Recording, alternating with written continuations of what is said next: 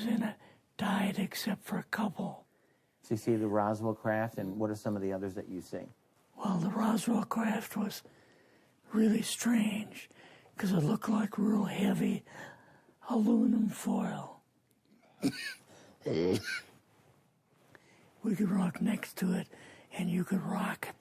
The whole thing probably weighed 150, 300 pounds. Could they tell what the source of power was of this craft? Yeah, it was like a reverse gravitational thing of some kind. In fact, one later on, I got the mathematical code for reversing gravity in a 3x5 card. I guess there are different types of grays and so on. How did you see that evidence? Well, at the later on at S4, we viewed the autopsy film, and then the colonel said, "What we've got in here is we're interviewing a gray alien." All right, right there. How did you feel at that moment? Well, I thought, boy, we had no idea we were going to see the real thing. All we saw was film. You had to have a little bit of heart racing at that moment. My boss was able to go in and had a partial interview with him. So what did this gray alien look like? Could you describe him a little bit? This one looked a little bit oriental. So I'm just wondering if it looked almost human, what about this didn't look human? No, it didn't look human as far as the skin tone and basically the shape of it and the size. How was its head size compared with a normal human, for example? Brain was kind of a little bit bigger. And some of the nose was very, very small. And the ears were just like holes. Mouth was very small. Now, why were they bringing you out here at all, anyway, to see an alien? What was the point? To go back and tell the president they actually had one. So he did not know at this point No. if there was an alien at S4? No. What did you do then at Area? Were you done, or did you have other things to do with Yeah, S4? so basically we were kind of done, went back to Area 51. They took us into the main building, and there we saw a U-2, which of course we didn't know existed. And a model of the SR-71. Yeah, the Blackbird.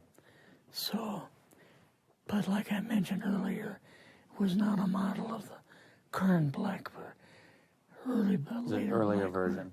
But an early version. Did you go directly to Washington after this? Yes. Or did you go somewhere else? How did they get, did you fly regular airline? Or We flew back to the commuter plane back to the air base, and then took President Eisenhower's Lockheed Electra back to Washington. You and your supervisor, Yeah. superior officer, and now you're meeting with the president? Yes. Can you describe this? Well, we met with him in, the second story of the old OSS warehouse building. And Eisenhower and Nixon were there, and also Hoover was there.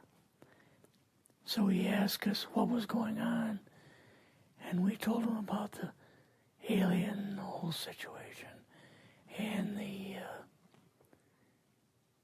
black projects and so on. And he was just totally shocked. He appeared for the first time to be worried. You know, like he was worried.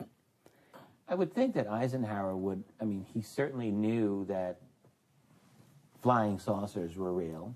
Yes. He knew that there were aliens So I guess I'm just wondering, what would he have been, really surprised about? Surprised about the black programs. Eisenhower said, got to keep this thing completely secret. Can't talk about this. Your actual name is, the name you grew up with, that was a different name than what you had in the... I never used it in the CIA at all. Now, what about today? You're going on the public record, and this is still sensitive information, even though earlier you talked about, security oaths that maybe expire after a certain period of time. 50 years. But you're still concerned. Linda Moldenhau's phone call, her phone was tapped, and they got my phone number, and through the telephone company, they were able to find me, and so on. When they found you, what happened? I was going to a grocery store.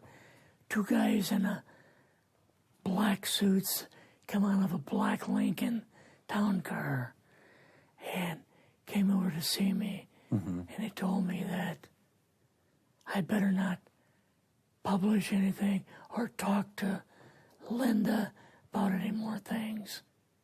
So at that time, I did, I stopped. That was enough to intimidate you. Yes. Rather remain anonymous. Never show my face on anything. Really, thank you for doing this. Yes. This was, I guess, kind of a good idea because I feel much better having talked about it.